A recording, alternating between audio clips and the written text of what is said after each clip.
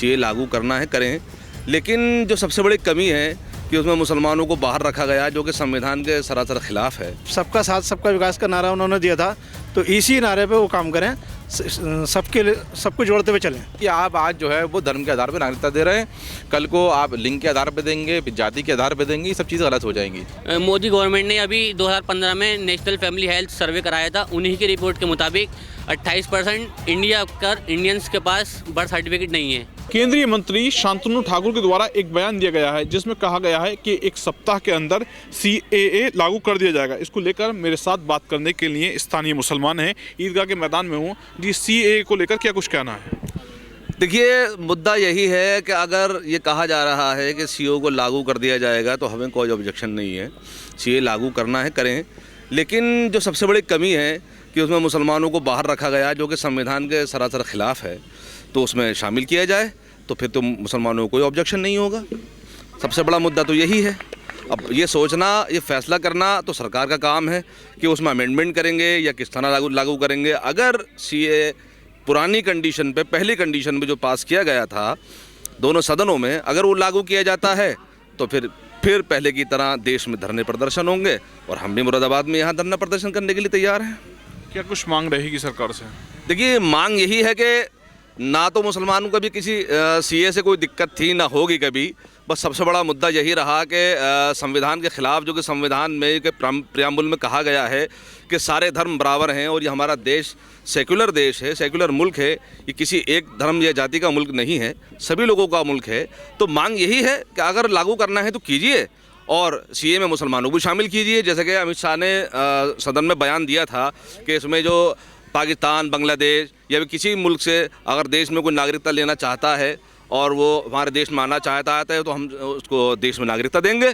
तो उसके लिए क्या कहा गया था? उन्होंने खुद कहा था, उनके ज़माने रिकॉर्डेड है, उससे वो मुकर नहीं सकते। उन्होंने कहा कोई हिंदू बांग्लादेश, पाकिस्तान से आना चाहता है, हिंदू कहा, बौद्ध कहा, जैन कहा, लेकिन ये मुसलमानों का शब्द उनमें इस्तेमाल नहीं किया गया। तो धरने शाहीन बाग से शुरुआत हुई और पूरे देश में लगाए गए, वो इसी बुनियाद पर लगाए गए कि उसमें मुसलमान को बाहर क्यों किया गया।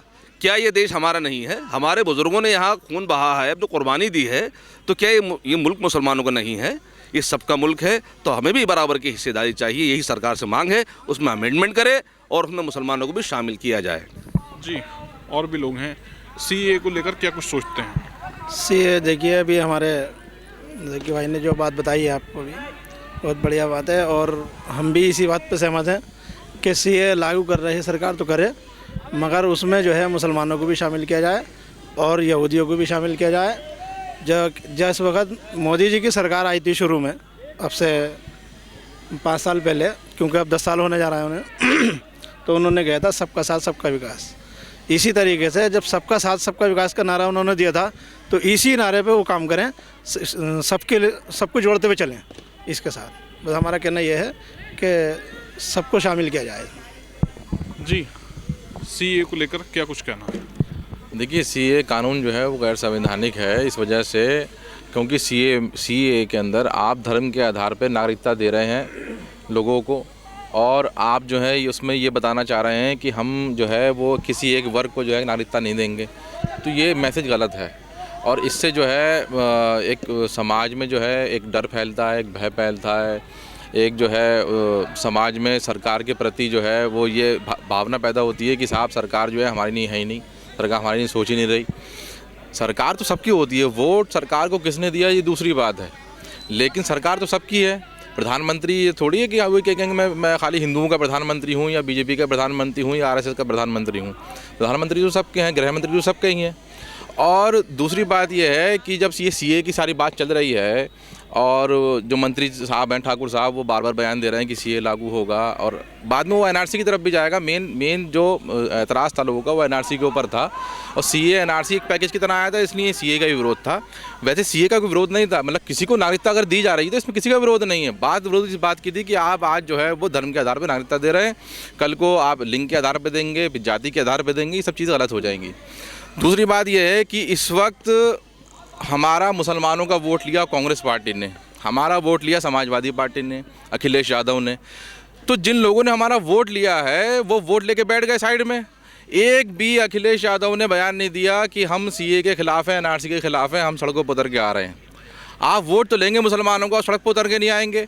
आप न्याय यात्रा वहाँ से आप शुरू कर रहे हैं, तो आप न्याय यात्रा में आप कह रहे हैं कि हमें न्याय मिले, तो न्याय वो शायद अपने लिए मांग रहे हैं, क्योंकि अगर वो मुसलमानों के लिए, दलितों के लिए, आदिवासियों के लिए, गरीबों के लिए न्याय मांग रहे होते तो और वो कह रहे हैं हम मोहब्बत की दुकान खोले हुए हैं, तो वो मोहब्बत की दुकान जो है उन्होंने वो सिर्फ विश्व हिंदू परिषद, आरएसएस और बजरंग दल को बताने की नहीं खोली है कि हम आप कांग्रेस उनसे मोहब्बत करती है, इस वजह से वो दुकान खोली है। उसमें ना आदिवासी है, ना मुसलमान है, ना उसमें घुमंतु जातियाँ हैं, ना उसमें दलित हैं, ना उसमें ओबीसी समाज है।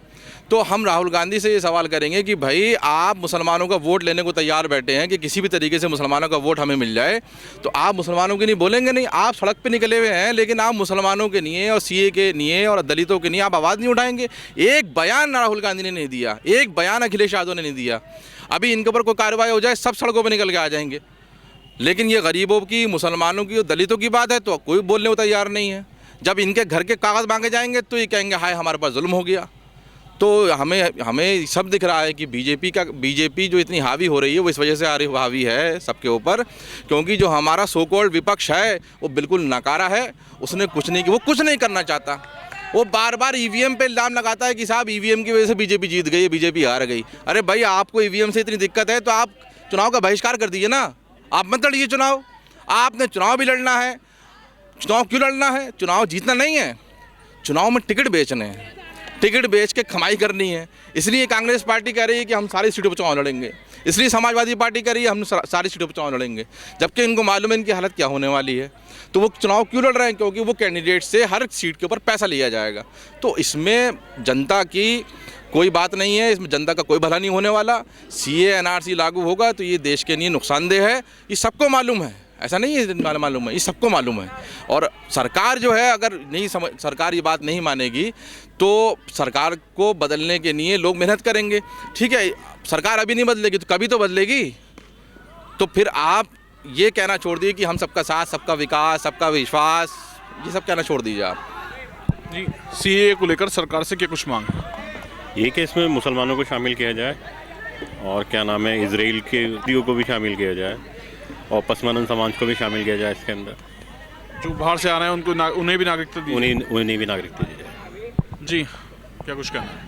देखिए सीए जब असम में अभी सीए एनआरसी हुई थी तो वहाँ पर 5,80,000 जो हिंदू थे उनको सिटीजनशिप एक्ट के तहत उनको नागरिकता दी गई, लेकिन जो वहाँ पर 5 लाख मुसलमान थे उसको नागरिकता नहीं दी गई। तो हम बस इतना ही चाहते हैं कि यहाँ मुसलमानों को भी दे दी जाए। जबकि मोदी गवर्नमेंट ने अभी 2015 में नेशनल फैमिली हेल्थ सर्वे कराया था, उन्हीं की रिपोर्ट के मुताबिक 28% इंडियंस के पास बर्थ सर्टिफिकेट नहीं है। तो उसमें 28% में आदिवासी भी हैं, दलित भी हैं, मुसलमान भी हैं, सब हैं। तो ये कानून सिर्फ मुसलमानों के लिए नहीं है, मुसलमानों को भी शामिल किया जाए, आदिवासियों को भी शामिल किया जाए, दलितों को भी शामिल किया जाए इसमें। तो हम चाहते हैं कि इसमें अमेंडमेंट कराया जाए फिर लागू कराया जाए। मेरे साथ मुरादाबाद जनपद में सीए को लेकर बात करने के लिए स्थानीय लोग थे जिनके द्वारा अपनी बात कही गई है। शारिक सिद्दीकी, TV9 मुरादाबाद।